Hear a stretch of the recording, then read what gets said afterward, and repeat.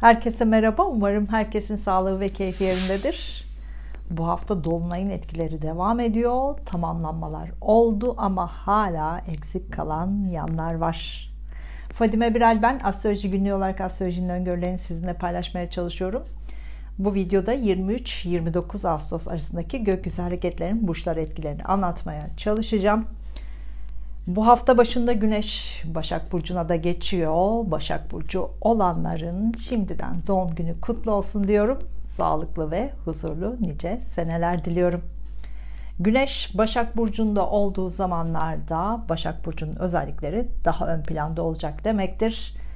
Başak Burcu'nun en belirgin özellikleri de sağlık, titizlik, detaylara daha fazla ilgilenmek, mükemmel olmak için mücadele vermek, başkalarının da mükemmel olmaları için onları sürekli eleştirmek, sürekli tenkit etmek, başkalarının zekalarını sürekli sorgulamak, matematiksel konularla ilgilenmek.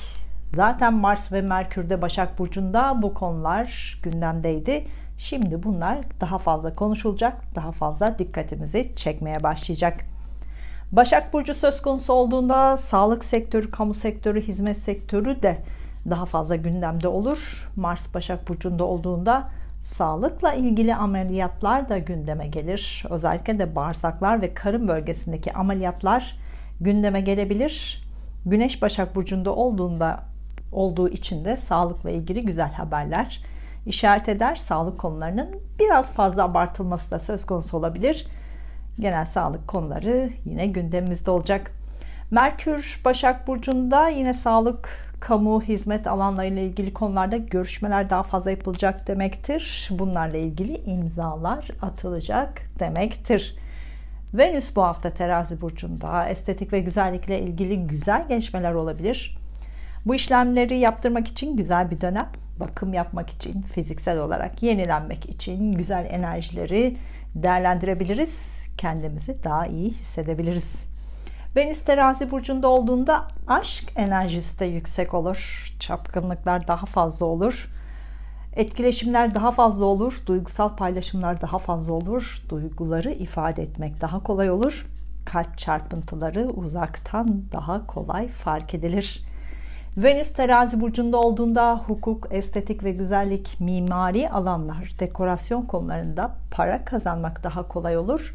Bu alanlarda işleri olanlar bu hafta daha fazla para kazanabilirler. Satürn Kova Burcu'nda ve retro halinde doğum haritamızda Kova Burcu'nun bulunduğu ev ve gezegenlerle ilgili konuları muhakeme etmeye devam edeceğiz. Geçen haftalarda bu konularda bazı sonuçları aldık ama yine de eksik konular var, belirsizlikler devam ediyor. Ekim ortasından sonra bu konularda sınanmalarımıza da devam edeceğiz. Plüto Oğlak Burcu'nda ve retro halinde geçmişte gizli kalmış konular tekrar açığa çıkabilir. Özellikle liderler, inşaat alanları, iş dünyası ile ilgili konularda gizli kalmış olaylar bütün dünyada açığa çıkabilir. Uranüs bu hafta ile birlikte artık retro haline başlıyor. Ocak ortasına kadar da retro halinde olacak. Boğa Burcu'nun ve Uranüs'ün doğum haritamızdaki bulunduğu ev ve gezegenliğin etkilerine göre bu konularda muhakeme etme süreci yaşayacağız.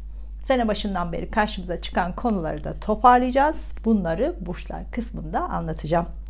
Neptün Balık Burcu'nda ve retro halinde Neptün sezgileri işaret eder. Balık Burcu duyguları işaret eder. Hayatımızda gelişen olayları hemen duygusallaştırıp hemen abartıp bir şekilde yaşıyoruz. Ertesi gün başka bir konuyla hemen geçebiliyoruz. Neptün Balık Burcu'nda olduğu için hayatımızda gelişen iyi ya da kötü olayları hemen kabullenmek ve hemen unutmak daha kolay oluyor maalesef. Bu durum sorunları çözüme ulaştırmakta, gündemden gitmesine de neden oluyor. Bu yüzden hafızamızı zorluyoruz diyebilirim. Neptün Balık Burcu'nda olduğunda balık hafızamız yüzünden sorunları unutup hayata devam ediyoruz. Satürn ve Plüto retro halinde olduğu için deprem konuları gündeme gelse de çok büyük hasarlı depremler olmayacak. Küçük depremler, küçük ölçekli depremler olabilir. Ancak Kasım 2021'den sonra büyük şiddetli depremlere hazır olmalıyız. Özellikle ülkemizde 10 Kasım 2021 tarihi deprem konusunda önemli bir tarih gibi görünüyor. Burçlar kısmında planetlerin etkilerini detaylı anlatacağım. Burçlar kısmına geçmeden önce doğum haritanızı çıkartırsanız daha anlaşılır olacaktır. Doğum haritanızı astrolojigünlüğü.com sayfamdan doğum haritası nasıl çıkartılır kısmından çıkartabilirsiniz. İlerleyen zamanda doğum haritanızı kendiniz yorumlamanızla ilgili videolarda çekeceğim. Pratik bilgilerle kendi haritanızı anlayacak ve kendinizi daha iyi anlayacaksınız. Bu yüzden bu haritayı çıkartın bence. Şimdiden hazır olsun. Sayfada belirttiğim gibi tabloları da hazırlarsanız sonrasını bana bırakın. Doğum haritanızı anlamanız daha kolay olacak. Danışmanlıkla ilgili veya sormak istediğiniz konularla ilgili de astrolojigünlüğü@gmail.com adresime mail gönderebilirsiniz. Doğum haritası analizinin kalıcı olması için yazılı olarak göndermeyi tercih ediyorum. Videolardaki gibi teknik terim de kullanmıyorum. İstediğiniz dilde doğum haritası analizi için mail atabilirsiniz. Şimdi 23-29 Ağustos arasındaki gökyüzü transitle burçlara etkilerini paylaşacağım. Burçlara dair dakikaları aşağıda açıklamalar kısmında yazacağım.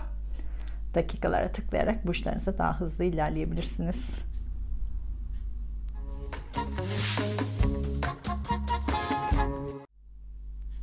Burcu, yükselen burcu, ay burcu, Mars burcu ve Satürn burcu, Koç burcu olanlar bu videoda 23-29 Ağustos haftası gökyüzü planetlerinin detaylı etkilerini paylaşacağım. Kanalıma abone olup zile basarsanız videolardan daha hızlı haber alabilirsiniz. Önce güzel bir gelişmeyle başlayayım. Venüs size güzel enerjiler vermeye devam ediyor bu hafta. Özellikle ilişkilerinizde çok duygusal zamanlar yaşayabilirsiniz. Yanınızdaki kişilerin size destek olduğunu çok iyi anlayacaksınız. Bunun değerini daha iyi anlayacaksınız. Son haftalarda sizin sağlığınızla ilgili olabilir, çevrenizdekilerin sağlığıyla ilgili olabilir. Sağlık konuları çok fazla gündemimizdeydi. Bu haftada sağlık konuları maalesef yine gündeminizde olacak. Sağlık konularını biraz abartabilirsiniz de. Bu hem psikolojinizi bozabilir hem de çözüm bulmak zorlaşabilir. Bağırsak ve karın bölgesiyle ilgili sağlık konularına daha dikkat etmelisiniz. Yine genel sağlıkla ilgili de kontrollerinizi yaptırırsanız buna faydalı olabilir. Ameliyat konuları da varsa bunlarla ilgili güzel sonuçları bu hafta almaya başlayacaksınız. Sağlıkla ilgili biraz zorlanacaksınız ancak bu haftadan sonra daha hızlı ve güzel gelişmelerle karşılaşacaksınız. Eşiniz veya partnerinizle ilgili de sağlık konusu gündeminizde ise bununla ilgili harcamalar daha fazla yapabilirsiniz. Bununla ilgili yine güzel haberler de alabilirsiniz. Estetik ve güzellikle ilgili işlemlerinizi de yine bu hafta yaptırabilirsiniz. Bu konuda çok fazla para da harcayabilirsiniz.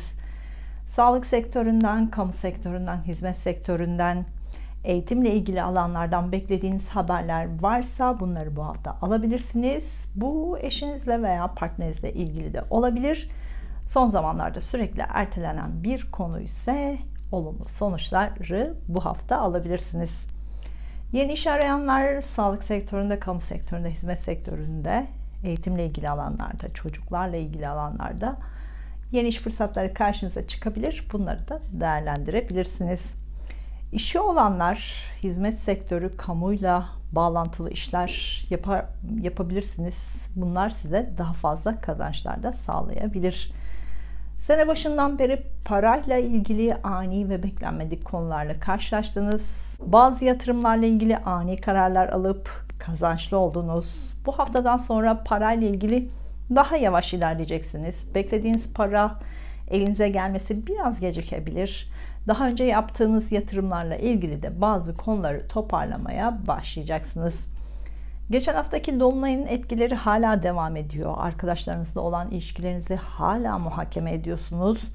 Aniden gelişen bazı konular nedeniyle arkadaşlarınızla aranızda ayrılıklar yaşayabilirsiniz. Arkadaş ilişkilerinizde ani gelişmelerle de karşılaşabilirsiniz. Sene başından beri teknolojik alet ve sistemlerle ilgili kafanızdaki planları da artık kolayca toparlayabilirsiniz. Bu konular artık sonuçlanacak ve var olan sistemle devam edeceksiniz. Güzel bir hafta olmasını diliyorum. Duygusal hayatınızla ilgili işaretler için Ay burcunuzu, iş ve eğitim hayatınızla ilgili işaretler için Mars ve Satürn burcunuzda izlemelisiniz.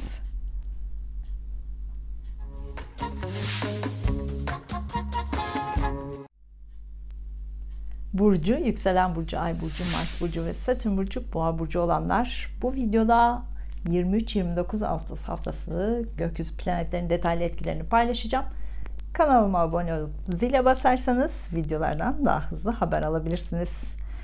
Bu hafta çocuk veya çocuklarınızla ilgili konular daha fazla gündemimizde olacak. Çocuklarla ilgili bazı konularda kararlar alabilirsiniz. Bu konularda biraz zorlanabilirsiniz. Bu kararlarla birlikte çocuklarınızın hayatında değişim olacak. Bu sizin hayatınızda değiştirebilir. Çocuklarla ilgili konularda işler yapanlar bu hafta çok yoğun olacaksınız. Bu yoğunluk size parasal kazançlar da sağlayacak.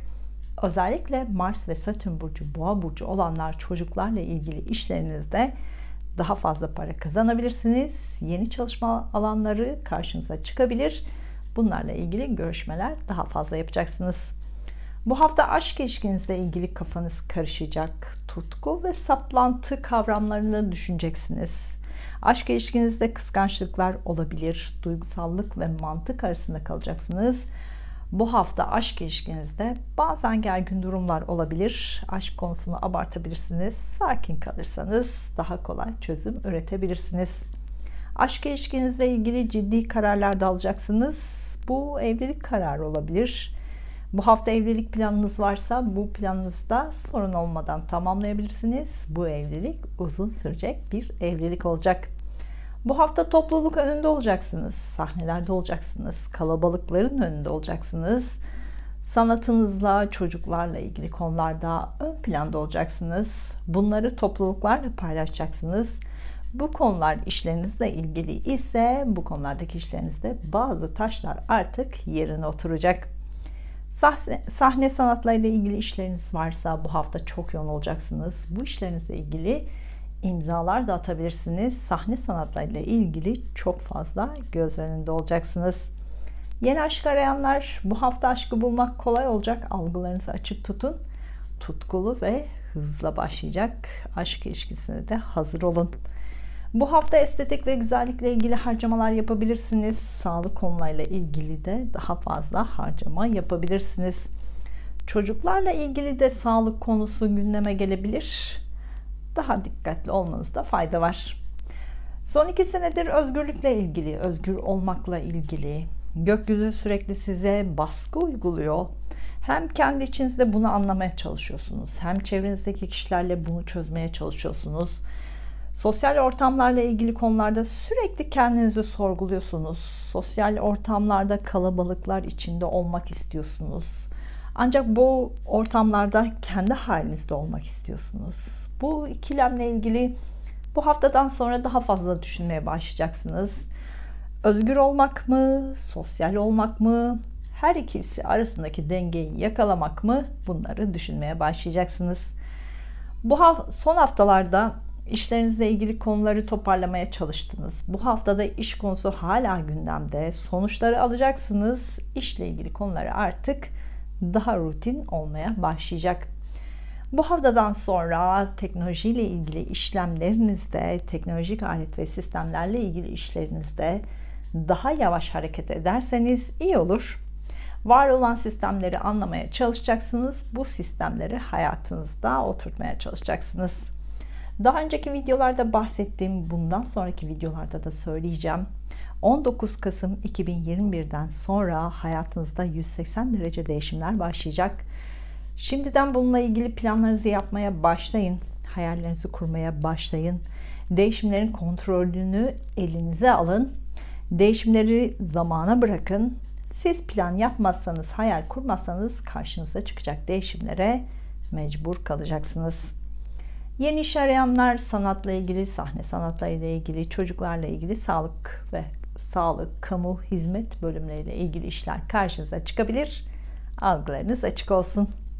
Güzel bir hafta olmasını diliyorum. Duygusal hayatınızla ilgili işaretler için Ay burcunuzu, iş ve eğitim hayatınızla ilgili işaretler için Mars ve Satürn burcunuzu da izlemelisiniz.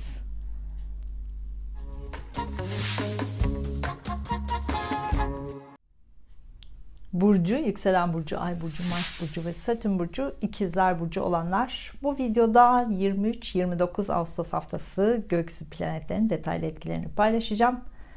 Kanalıma abone olup zile basarsanız videolardan daha hızlı haber alabilirsiniz. Geçen haftayla birlikte başlayan uzun yolculuk konuları bu haftada devam edecek. Uzun yolculuk planlarınızı tamamlayabilirsiniz. Eylül sonuna kadar sürekli uzun yolculuklar yapacaksınız. Ev almak, ev satmak, ev taşımak, evde tadilatlar yapmak için de bu hafta çok uygun. Bunları da tamamlayabilirsiniz. Eğer buna dair plan ve hayalleriniz yoksa aniden geçecek konulara da hazırlıklı olmalısınız. Evinizle ilgili köklü değişimler yapabilirsiniz. Başka şehre, başka ülkeye taşınma planlarınızı da artık yavaş yavaş tamamlayacaksınız. Hafta boyunca ebeveynlerinizle ilgili konular sürekli gündeminizde olacak. Onların hayatında değişimlere şahit olabilirsiniz. Onlarla ilgilenmek zorunda kalabilirsiniz. Bazı konular sizi biraz gergin yapabilir. Sakin kalırsanız sorun yaşamazsınız. Bu hafta eşinizle birlikte uzun yolculuklarda yapabilirsiniz. Doğada vakit geçirmek için kendinize zaman ayırabilirsiniz. Eşinizin hayatındaki değişimlere de şahit olabilirsiniz. Eşinizle ilgili gelişmeler de karşınıza çıkabilir. Onun hayatındaki değişim sizin de hayatınızı değiştirebilir. Evlenmek isteyenler bu hafta bu organizasyonlarınızı tamamlayabilirsiniz. Yeni bir hayata başlangıç yapabilirsiniz. Köklü bir değişimi tamamlayabilirsiniz. Mars ve Satürn burcu ikizler burcu olanlar bu hafta yoğun bir iş temposunda olacaksınız. Dekorasyonla, gayrimenkulle, evle ilgili, hizmet sektörüyle ilgili, sağlık sektörüyle ilgili yeni konuları işlerinize katarsanız daha başarılı olursunuz. Kamudan beklediğiniz iş haberlerini de bu hafta alabilirsiniz. Bu hafta eşinizle ilgili para konuları gündeme gelebilir. Eşinizin işleriyle ilgili konular gündeme gelebilir. Bunlarla ilgili değişimleri de yaşayabilirsiniz. Bu hafta eşinizin işleriyle ilgili bazı gergin durumlarla da karşılaşabilirsiniz. Sakin olursanız hızlı çözümler üretebilirsiniz. Eğitimle ilgilenenler, geçmişte yarım kalmış konular karşınıza çıkacak. Bu hafta bu konuları toparlayacaksınız. Son aylarda sürüncemede kalan konular artık tamamlanacak. Sınavlarınız varsa özellikle hafta başında eğitim konularında çok başarılı olabilirsiniz. Venüs aşkta sizi destekliyor. Partnerinizle romantik planlar yapabilirsiniz. Duygusal zamanlarda yaşayacaksınız. Yeni aşk arayanlar kesinlikle yeni bir aşkı bulabilirsiniz. Algılarınız açık olsun. Romantik bir ortamda duygusal bir başlangıç yapabilirsiniz. Bu hafta çocuklarla ilgili konularda daha duygusal olacaksınız. Çocuklarla ilgili daha fazla para da harcayabilirsiniz. Tutulmalar son bir senedir biliyorsunuz Yay burcu ve İkizler burcu aksında ilerliyor. Tutulmalar sizi hayatınızda 180 derece değişime zorluyor. Hala büyük değişim yapmadıysanız karşınıza çıkan yenilikleri iyi analiz edin. Kasım ayı sonuna kadar hayatınızdaki köklü değişimleri tamamlayacaksınız. Bu hafta yurt dışından beklediğiniz haberleri de alabilirsiniz. Yurt dışı ile ilgili planlarınızı tamamlayabilirsiniz. Daha önceden planlanmış uzun yolculuklarınızı da bu hafta tamamlayabilirsiniz. Güzel bir hafta olmasını diliyorum. Duygusal hayatınızla ilgili işaretler için Ay burcunuzu, iş ve eğitim hayatınızla ilgili işaretler için Mars ve Satürn burcunuzu da izlemelisiniz.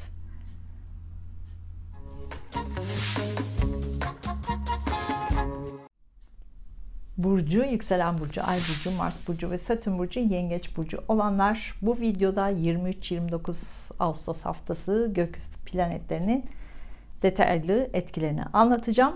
Kanalıma abone olup zile basarsanız videolardan daha hızlı haber alabilirsiniz.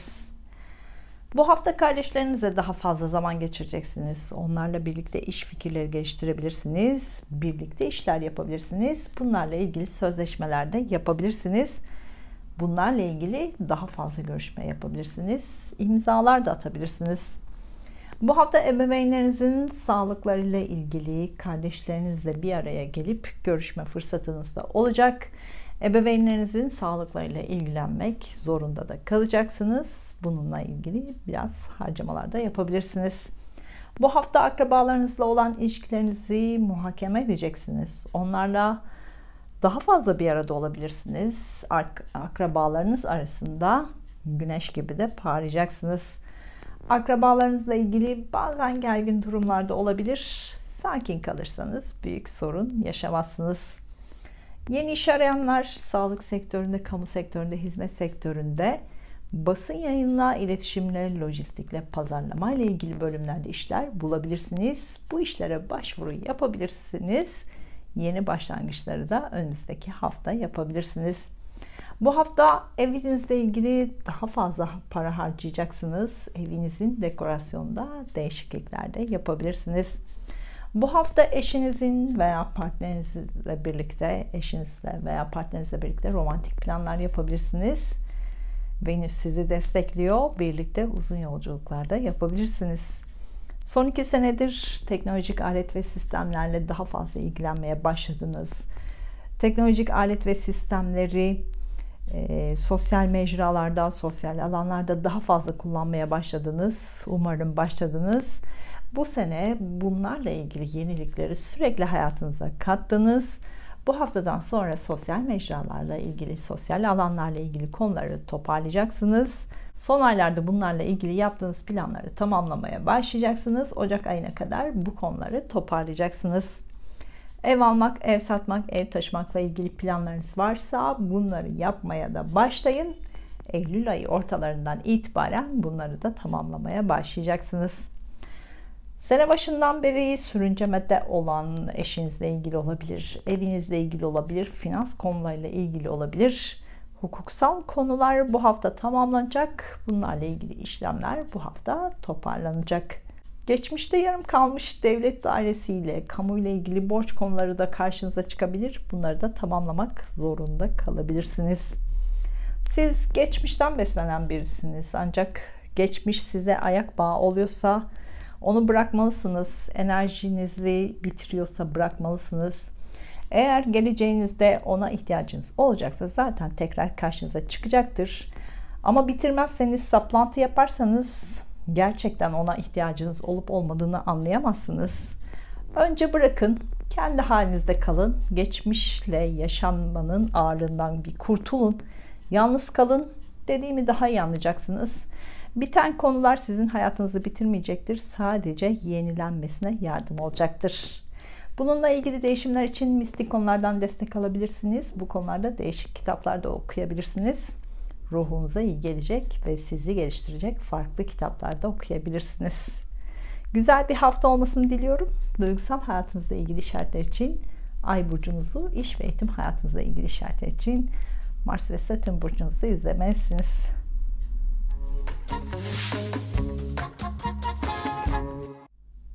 Burcu, yükselen burcu, ay burcu, Mars burcu ve Satürn burcu, Aslan burcu olanlar, bu videoda 23-29 Ağustos haftası gökyüzü planetlerinin detaylı etkilerini paylaşacağım.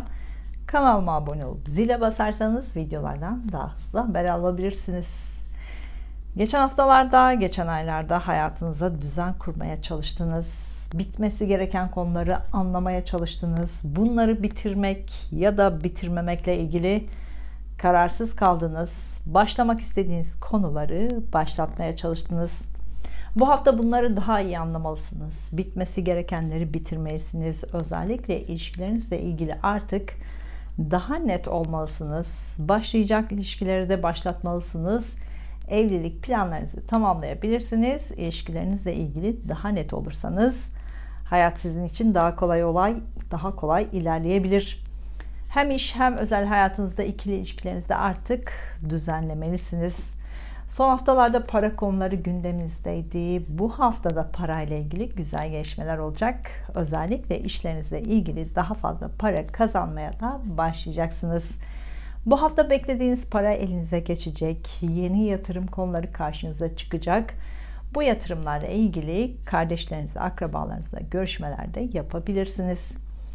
Bu hafta para konusuyla çok meşgul olacaksınız. Para konularını çok fazla konuşacaksınız. Yeni para kaynakları yaratabilirsiniz.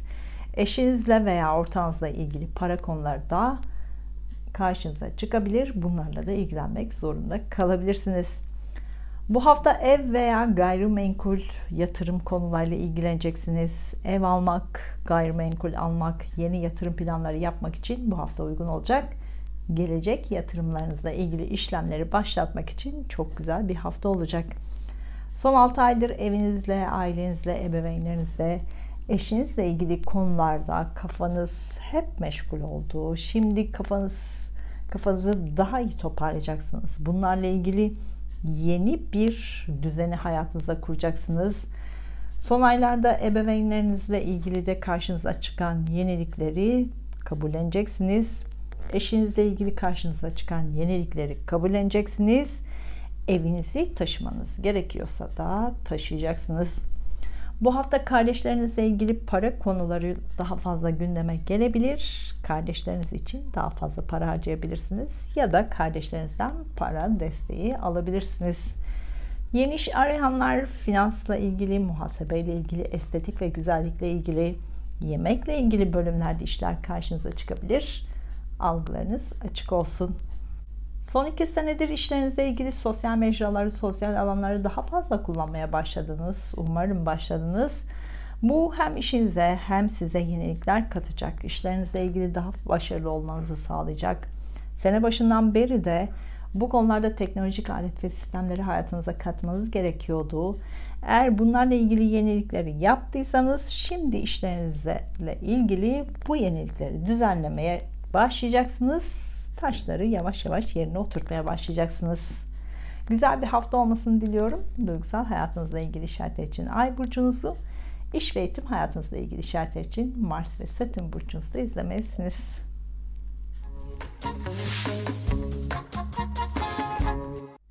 Burcu, yükselen burcu, ay burcu, Mars burcu ve Satürn burcu, Başak burcu olanlar bu videoda 23-29 Ağustos haftası gökyüzü planetlerin detaylı etkilerini paylaşacağım. Kanalıma abone olup zile basarsanız videolardan daha hızlı haber alabilirsiniz. Bu hafta başından itibaren Güneş burcunuzda yani Başak burcunda ilerleyecek. Enerjiniz daha da yükselecek.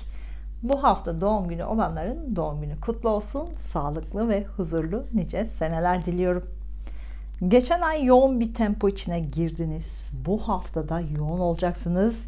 Hayatınızın hemen her alanında değişimler olabilir. Bunları tamamlayabilirsiniz. Özellikle iş ve eğitim konusunda çok yoğun olacaksınız. Bu konulardaki değişimleri de tamamlayacaksınız. Bu hafta çok fazla görüşme yapacaksınız. İletişim araçlarını çok fazla kullanacaksınız. Bu dikkat dağınıklığı da yapabilir. Algılarınız bozulabilir. Dikkatli olun. Yeni bir iletişim sistemi veya aletini hayatınıza katabilirsiniz. Bu sizin hayatınızı kolaylaştıracaktır. İşinizle ilgili gergin olsanız da işlerinizi toparlamak bu hafta kolay olacak. Hızla iş konularını tamamlayacaksınız. Bu sonuçlarla birlikte enerjiniz de yükselecek. İş yerinizi taşımak, iş yerinizi değiştirmek, işinizle ilgili yenilikler yapmak bu hafta çok kolay olacak. Son bir senedir gerçekleşen tutulmalar sizin işle ilgili köklü değişimleri daha kolay yapmanızı sağladı diyebilirim. Eğitim hayatında olanlar, eğitimle ilgili işi olanlar bu hafta kendinizi güçlü hissedeceksiniz. Yeni eğitim konuları gündeme gelecek. Eğitimle ilgili konularda yeni başlangıçlar yapacaksınız. Bu hafta eğitim konusunda güçlü olacaksınız ve başarılı olacaksınız. Bu haftadan sonra Güneş ve Mars burcunuzda olacağı için iş veya eğitim hayatınızda daha ön sıralarda olacaksınız. Güneş gibi parlayacaksınız. Başarılarınızla ön sırada olacaksınız. Büyük değişimlerle ön sırada olacaksınız. Yeni iş arayanlar bu hafta kesinlikle yeni iş bulabilirsiniz. Özellikle sağlık, kamu, hizmet sektörlerinde işler bulabilirsiniz. Algılarınız açık olsun. Mars ve Satürn burcu, Başak burcu olanlar iş konusunda Eylül sonuna kadar çok yoğun olacaksınız. Bu yoğunluğa sabrederseniz çok başarılı olacaksınız. Sabredemezseniz işinizle ilgili değişimler yapmak zorunda kalabilirsiniz. Yeni işe başlayabilirsiniz. İşten ayrılmak zorunda kalabilirsiniz. Belki de departman değişikliği yapabilirsiniz. İşinizde terfi konusu da söz konusu olabilir. İşiniz varsa işlerinize değişiklik ve yenilik katmak için iletişim, medya, pazarlama, lojistik alanlarını katabilirsiniz. Bu alanlar işlerinizde daha başarılı olmanızı sağlayacaktır. Daha fazla para kazanmanızı da sağlayacaktır. Evlilik planı olanlar bu hafta bunu gerçekleştirebilirsiniz. Bu hafta duygusal hayatınızla ve ilişkinizle ilgili değişimler gündeminizde olacak. Aniden evlilik kararı alıp da uygulayabilirsiniz. İlişkisi olmayanlar aniden başlayacak ilişkilere de hazır olmalısınız. Duygusal bir ortamda yeni biriyle tanışabilirsiniz. Aniden başlayacak bir ilişkiye hazır olmalısınız. Duygusal hayatınızla ilgili kararlarda daha mantıklı da kararlar alacaksınız. Çok fazla detayda düşünmeyin bence. Bu hafta para konusunda da şanslı olacaksınız. Bu hafta kendi kendinizle çok fazla konuşacaksınız. Bazı şeyleri kendi içinizde abartabilirsiniz. Bunları aslında yazarak rahatlayabilirsiniz. Ya da size yakın birileriyle konuşmak da iyi gelecektir. İçinizde büyüttüklerinizi akıtmak zorundasınız. Eski aşk ilişkinizle ilgili konular bu hafta tekrar gündeme gelebilir. Bazı konular konuşulacak. Bazı konularda açıklamalar yapılacak. Gizli ilişkiniz varsa bununla ilgili de her şey açığa çıkabilir. Dikkatli olun. Güzel bir hafta olmasını diliyorum. Duygusal hayatınızla ilgili işaretler için Ay burcunuzu, iş ve eğitim hayatınızla ilgili işaretler için Mars ve Satürn burcunuzu izlemelisiniz.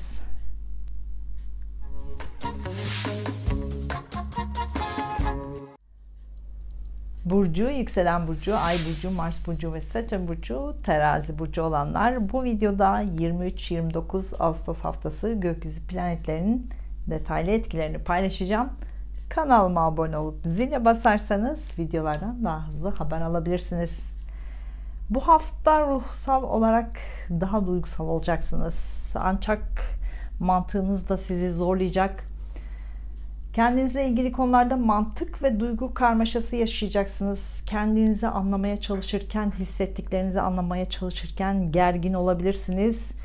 Bu da kendi içinizde çatışmalara ve patlamalara neden olabilir. Bunu bilin, sakin kalın. Bu durumda en büyük çözüm sanat olacaktır. Sanatla ilgilenmek size iyi gelecektir. Venüs burcunuzda, bu hafta aşkta şanslısınız. Venüs sizin duygusal boşluğunuzu ve duygusal karamsarlığınızda biraz nötrleyecek ve iyiye götürecek gibi görünüyor. Bu hafta duygularınızın sıkıştığını hissedebilirsiniz. Hislerinizi hem yoğun yaşayacaksınız, hem karışık duygular içinde olacaksınız, hem de her an duygularınızı öne çıkartmaya çalışacaksınız. Sanatsal çalışmalar yapıyorsanız bu hafta üretim yapmak için çok güzel bir hafta olacak. Sanatsal çalışmalarda büyük başarılar kazanabilirsiniz. Büyük adımlar da atabilirsiniz. Bu hafta psikolojiyle, mistik konularla, psikik güçlerle, astrolojiyle, sanatla, doğaüstü olaylarla daha fazla vakit geçireceksiniz. Bu konularda işleriniz varsa bunlarla parlayacaksınız, göz önünde olacaksınız, çok çalışacaksınız, çok da para kazanacaksınız. Bu hafta para konusunda da şanslısınız. Beklediğiniz para elinize gelebilir. Hatta beklenmedik konulardan da para elinize geçebilir. Aşk ilişkinizle ilgili geçen hafta bazı konular netleşse de hala kafanız karışık. Sene başından beri aşk konusunda yaşadıklarınızı bu hafta muhakeme edeceksiniz. Ekim ortasından itibaren bir şeyler daha net olmaya başlayacak. Eski aşk ilişkinizle ilgili konular bu hafta tekrar gündeme gelebilir. Bazı konular konuşulacak, bazı konularda açıklamalar yapılacak. Gizli ilişkiniz varsa bununla ilgili de her şey açığa çıkabilir. Bu hafta kendi içinizde çok fazla konuşacaksınız. Kafanızın içinde binlerce ses ve fikir sizi biraz yorabilir. Çok fazla detay fikirleri karşılaştıracaksınız. Kendi içinizdeki konuşmalar psikolojinizi de etkileyebilir. Bunun bilincinde olun. Kendinizde değil, başkalarıyla konuşmaya çalışın. Detaylara da takılmayın. Venüs terazi burcunda ilerliyor. Bu hafta estetik ve güzellikle ilgili işlemleri de rahatça yaptırabilirsiniz. Fiziksel olarak yapacağınız değişimler psikolojinize de iyi gelecek. Ancak biraz fazla para harcayabilirsiniz. Mayıs ortasından Temmuz sonuna kadar olan süreçte, geçtiğimiz aylarda sağlık konuları karşınıza çıktıysa Aralık 2021'den sonraki 5 ay bu konuda daha dikkatli olmalısınız. Aralık ayına kadar sağlığınıza daha fazla özen göstermelisiniz. Direncinizi sağlama almalısınız. 2022 Mayıs sonuna kadar sağlık konuları hep gündemimizde olacak. Şimdiden bunun tedbirini almalısınız. Estetik ve güzellikle ilgili işleriniz varsa bu hafta bu işlerden daha fazla da para kazanacaksınız. Bu haftadan sonra hayatınızla ilgili düşünceler içinde olacaksınız. Hayatınızla ilgili neler değiştirmek istiyorsunuz? Bunları daha fazla düşünmeye başlayacaksınız. Bunlara dair hayaller kurmaya da başlayın.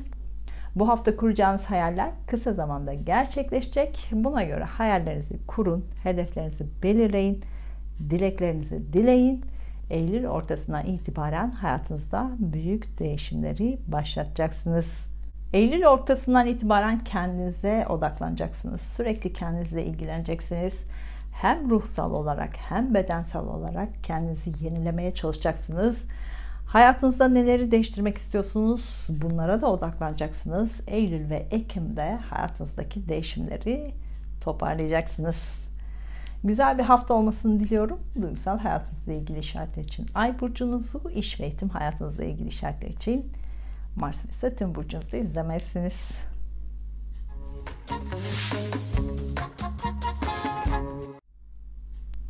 Burcu, yükselen burcu, ay burcu, Mars burcu ve Satürn burcu, Akrep burcu olanlar bu videoda 23-29 Ağustos haftası gökyüzü planetlerinin detaylı etkilerini paylaşacağım.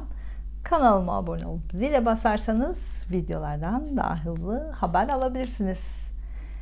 Temmuz ve Ağustos'ta yaptığınız işlerin meyvelerini toplamaya devam ediyorsunuz. İşinizle ilgili parasal konular hala gündeminizde. Alacak verecek konularını takip edeceksiniz. Son aylarda yaptığınız işlerden beklediğiniz paraları da bu hafta alacaksınız.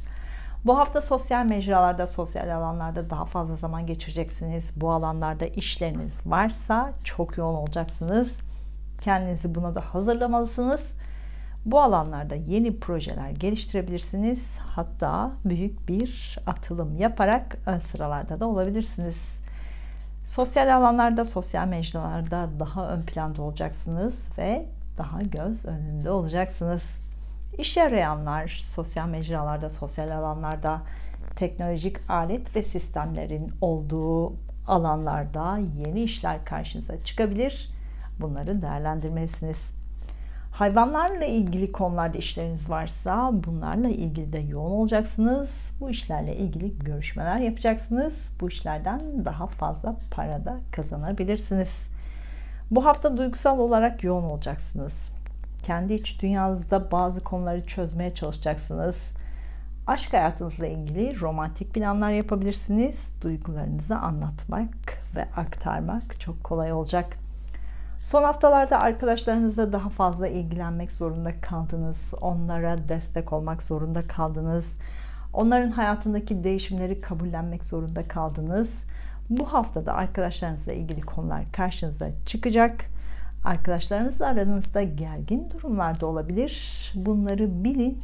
Sabırlı olursanız büyük sorun yaşamazsınız. Sosyal mecralarla ilgili konularda, ticaretle ilgili işlerinizde yeni teknolojik alet ve sistemleri hayatınızda bu hafta katabilirsiniz. Bu işlerinizde size daha fazla başarı getirecektir.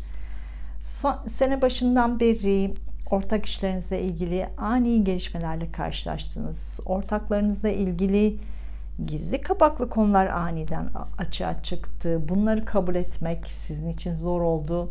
Ortak işleriniz veya ortaklarınızla ilgili konuları bu haftadan sonra daha fazla düşüneceksiniz. Bu konuda fevri hareket etmeden önce biraz düşünmelisiniz. Çünkü ani karar verip fevri davranıp ortak ilişkinizi aniden bitirebilirsiniz. Evinizle ilgili konuları son haftalarda tamamlamaya çalıştınız. Ancak hala bazı eksik kalan konular var. Köklü değişimlerle ilgili adım atmakta belki zorlanıyorsunuz ama 19 Kasım 2021'den sonra hayatınızda 180 derece değişimler olacak. Şimdiden bunu kabul etmeye başlayın. Ailenizle ilgili, evinizle ilgili, ebeveynlerinizle ilgili, evliliğinizle ilgili, eşinizle ilgili değişimler olabilir. Bunlarla ilgili planları şimdiden yapmaya başlayın. Değişimin kontrolünü elinize alın. Bu hafta evinizle ilgili eskiden yarım kalmış konuları toparlamak daha kolay olacak. Taşınma, tadilat konularını toparlayabilirsiniz. Güzel bir hafta olmasını diliyorum. Duygusal hayatınızla ilgili işaretler için Ay burcunuzu, iş ve eğitim hayatınızla ilgili işaretler için Mars ve Satürn burcunuzda izlemelisiniz.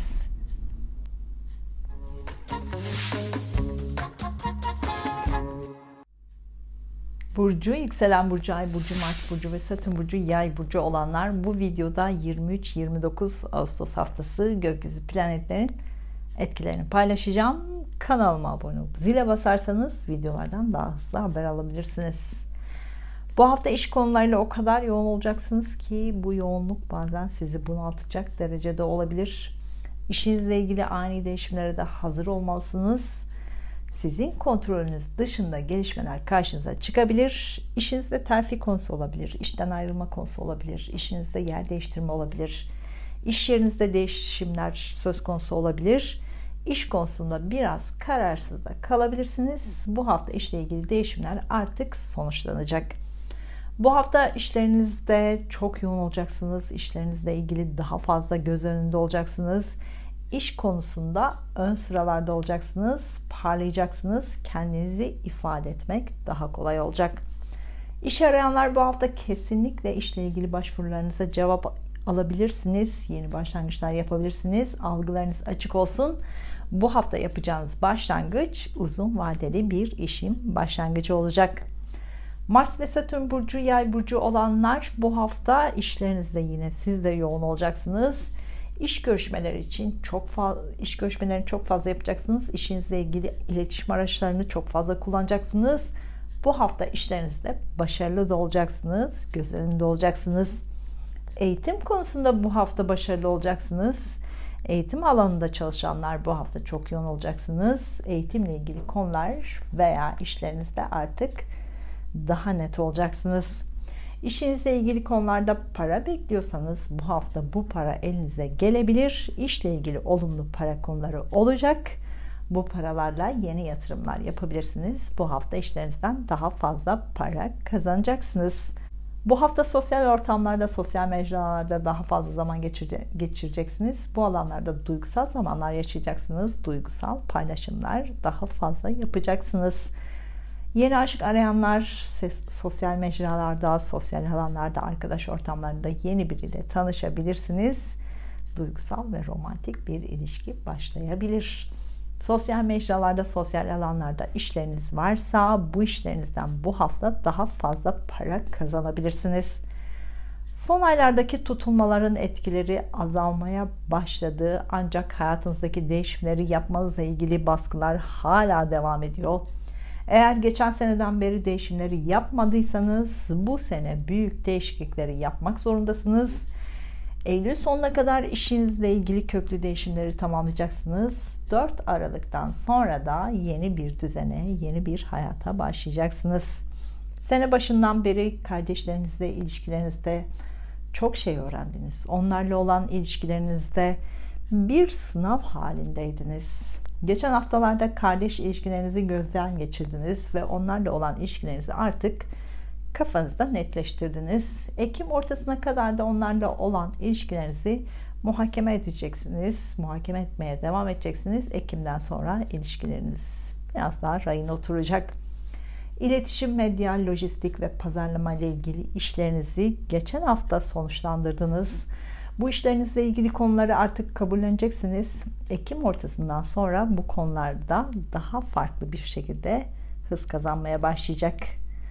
Güzel bir hafta olmasını diliyorum. Duygusal hayatınızla ilgili işaretler için Ay burcunuzu, iş ve eğitim hayatınızla ilgili işaretler için Mars ve Satürn burcunuzda izlemelisiniz.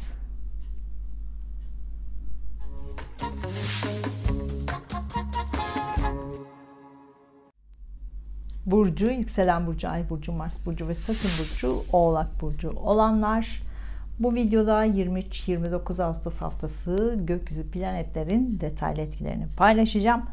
Kanalıma abone olup zile basarsanız videolardan daha hızlı haber alabilirsiniz. Son haftalarda uzun yolculuklar gündemimizdeydi. Bu hafta da uzun yolculuklar yapacaksınız. Bu uzun yolculuklarda bazen gergin durumlarla da karşılaşabilirsiniz. Buna da hazırlıklı olun. Uzak yerlerle ilgili görüşmeler daha fazla yapacaksınız. Yurt dışı ile olabilir, şehir dışı ile ilgili olabilir.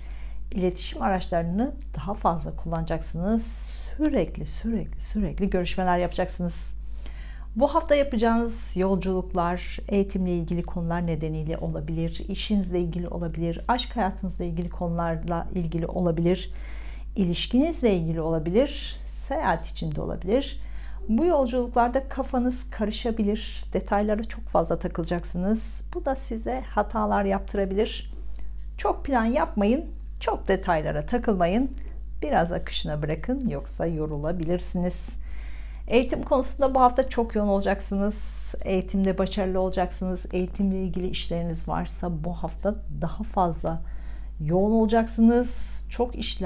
Bu işlerden de çok fazla para kazanacaksınız. Daha ön sıralarda da olacaksınız. Yurt dışı ile bağlantısı olanlar, yurt dışı ile ilgili işi olanlar bu hafta bu konularda çok yoğun olacaksınız. Bu işlerinizden bu hafta daha fazla parasal kazançlar da sağlayabilirsiniz. Bu alanlarda sizi bunaltan sorunlara hızlı çözümler de üretebilirsiniz. Yeni aşk arayanlar, işinizle ilgili alanlarda, eğitimle ilgili alanlarda yeni biriyle tanışabilirsiniz. Romantik ve duygusal bir ilişki başlayabilir. Bu hafta iş yerinizle ilgili dekorasyon değişikliği yapabilirsiniz. Bununla ilgili daha fazla para da harcayabilirsiniz. Estetik ve güzellikle ilgili işi olanlar, bu işlerinizde bu hafta daha fazla para da kazanabilirsiniz. Yeni iş arayanlar, eğitimle ilgili konularda, yurt dışı ile bağlantılı işlerde, şehir dışı ile bağlantılı işlerde, yabancı dille ilgili konularda yeni işler bulabilirsiniz. Son haftalarda finans konularında biraz zorlandınız. Beklediğiniz paralar elinize geçmedi. Ufak ya da büyük yeni yatırımlar yaptınız. Bu da sizi finansal olarak zorladı belki. Bu haftadan sonra işten para kazanmak daha kolay olacak. Bu sizi biraz olsun rahatlatacak. Para konusunda Ekim ortasından sonra daha kolay adımlar da atabilirsiniz. Son 2 senedir aniden başlayan aşk ilişkileriniz olduğu, aniden biten aşk ilişkileriniz olduğu, bu dengesizlik sizi de dengesiz yaptı. Siz zaten zor güvenen birisiniz, karamsar düşünceler içinde olan birisiniz, kuşkularla dolu olan birisiniz. Aşk ilişkiniz konusunda da ani değişimler sizin güven konusunda daha da şüphelerle dolmanıza neden oluyor. Sene başından beri aşkla ilgili karşınıza çıkan konuları muhakeme etmeye başlayacaksınız. Ocak ayına kadar aşk ilişkinizle ilgili net adımlar atmanız biraz zor olabilir.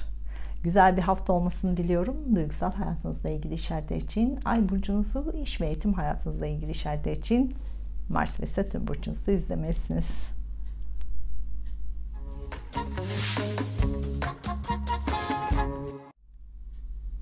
Burcu, yükselen burcu, ay burcu, Mars burcu ve Satürn burcu, Kova burcu olanlar, bu videoda 23-29 Ağustos haftası gökyüzü planetlerinin detaylı etkilerini paylaşacağım. Kanalıma abone olup zile basarsanız videolardan daha hızlı haber alabilirsiniz. Son aylardaki yeni ay ve dolunaylar hayatınızda düzen kurmanız için sizi zorladı. Ancak siz hala disipline olamadınız. Hala konuları toparlamak zor. Hala belirsizlikler içindesiniz. Sizin gibi net karar alıp uygulayan biri için bu belirsizlikler zor olsa da Ekim ortasına kadar hayatınızdaki değişimleri kabullenmeye ve anlamaya çalışacaksınız. Ekim ortasından sonra daha hızlı adımlar atacaksınız. Zaten 19 Kasım 2021'den sonraki tutulmalar sizin hayatınızda 180 derece değişimleri artık daha da fazla mecbur bırakacak. Hayallerinizi kurmaya devam edin, hedeflerinizi belirleyin, hayatınızdaki 180 derece değişimlerin zamanını bekleyin. Son aylarda ilişkiler konusu sizi yordu. Ortak ilişkilerinizle ilgili gerginlikler, ortaklıklarla ilgili görüşmeler, evliliğinizle ilgili konular, aşk hayatınızdaki değişimler ilişkilerinizi sürekli sorgulamanıza neden oldu. Bunlarla ilgili sonuçlar almak için adımlar attınız. Bazı konular kafanızda net olsa da hala adım atmakta zorlanıyorsunuz. İlişkilerinizi düzenlemek için Ekim ortasından sonra daha hızlı adımlar atacaksınız. Son haftalarda borç alacak konuları daha fazla gündemimize gelmeye başladı. Bu haftada borç alacak konularla ilgileneceksiniz. Bunlarla ilgili çözümler üretmek zorunda kalacaksınız. Bu durumlar sizi biraz bunaltabilir. Ancak bu hafta kolay çözümler bulacaksınız. Borçlarınızı ödemek daha kolay olacak. Bu hafta yeni yatırım konuları da, yeni sözleşmeler de gündeminizde olacak. Bunlarla ilgili imzalar da atabilirsiniz. Yakın zamanda karşınıza çıkan vefatlar nedeniyle finansal konularda sizi zorlayabilir. Bu sizi duygusal olarak da etkileyebilir. Bu hafta bu konuda görüşmeler daha fazla yapacaksınız. Finansal zorluklara daha kolay çözümler üreteceksiniz. Geçen haftalarda sizi bunaltan vefat konuları olduysa bu hafta bu konuları konuşacak ve sonuçlandıracaksınız. Miras konusu da gündemimizde ise bununla ilgili çözümler karşınıza çıkacak. Miras konusunda yenilikler karşınıza çıkacak. Mirasla ilgili beklediğiniz para elinize de gelebilir. Yeni iş arayanlar, finans sektöründe, yatırım konularıyla ilgili sektörde, hukukla ilgili sektörde, mühendislik alanlarında işler karşınıza çıkabilir. Algılarınız açık olsun. Eşiniz veya ortağınızla ilgili bazı iş sözleşmeleri, imzalar da gündemimizde olacak. Bunlarla ilgili görüşmelerde daha fazla yapabilirsiniz. İmzalar atabilirsiniz. Evliyseniz veya ilişkiniz varsa partnerinizle uzun yolculuklar da yapabilirsiniz. Duygusal zamanlar daha fazla yaşayacaksınız. Bununla ilgili planlar yapabilirsiniz. Romantik zamanlar için güzel fırsatlar var. Bunu değerlendirin. Yurt dışı ile ilgili işiniz varsa, şehir dışı ile ilgili işiniz varsa, eğitimle ilgili işiniz varsa bu işlerden bu hafta daha fazla para kazanacaksınız. Yeni aşk arayanlar, yurt dışı ile ilgili alanlarda, şehir dışı ile ilgili alanlarda, uzun yolculuklarda, eğitimle ilgili alanlarda yeni biriyle tanışabilirsiniz. Duygusal ve romantik bir başlangıçta yapabilirsiniz. Güzel bir hafta olmasını diliyorum. Duygusal hayatınızla ilgili işaretler için Ay burcunuzu, iş ve eğitim hayatınızla ilgili işaretler için Mars ve Satürn burcunuzu izlemelisiniz.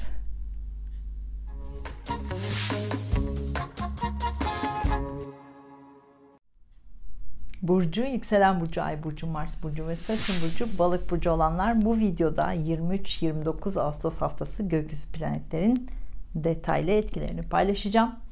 Kanalıma abone olup zile basarsanız videolardan daha hızlı haber alabilirsiniz.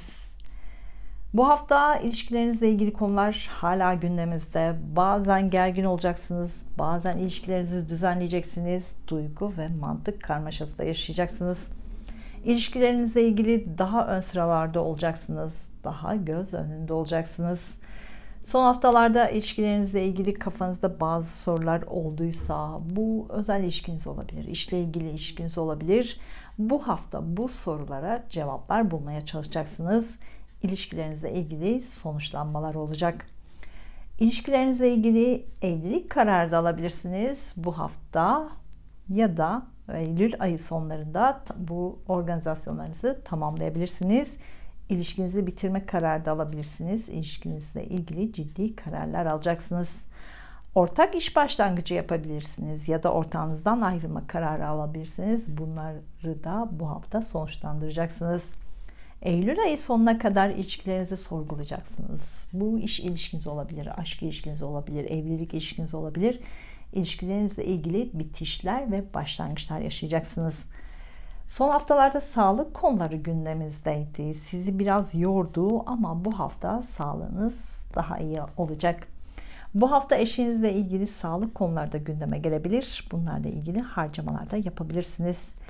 Yeni iş arayanlar gayrimenkul sektöründe, yemek sektöründe, hukuk alanında, mimari alanda, dekorasyon alanında yeni iş fırsatları karşınıza çıkabilir. Algılarınız açık olsun.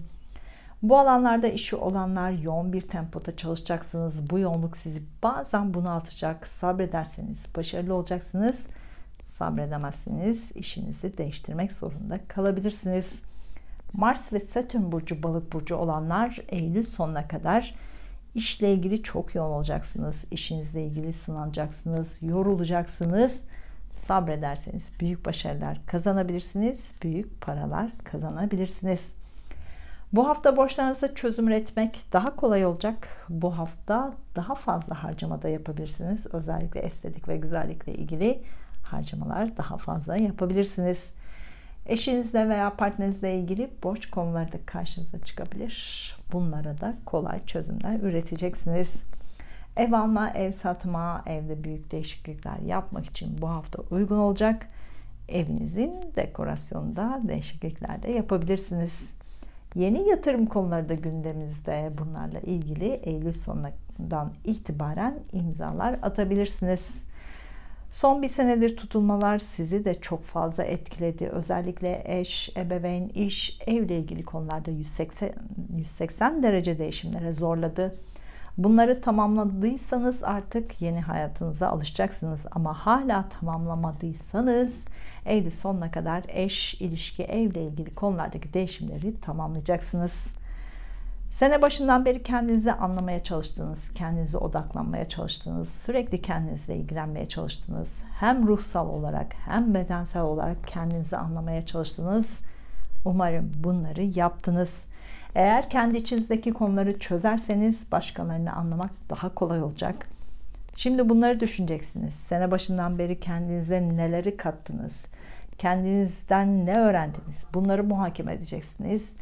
Bu sizin psikolojik olarak yenilenmenizi de sağlayacak. Ekim 2021 ortasından itibaren de kendinize daha fazla şey katmaya devam edeceksiniz. Kendinizi yenilemeye devam edeceksiniz. Güzel bir hafta olmasını diliyorum. Duygusal hayatınızla ilgili işaretler için Ay burcunuzu, iş ve eğitim hayatınızla ilgili işaretler için Mars ve Satürn burcunuzu izlemelisiniz.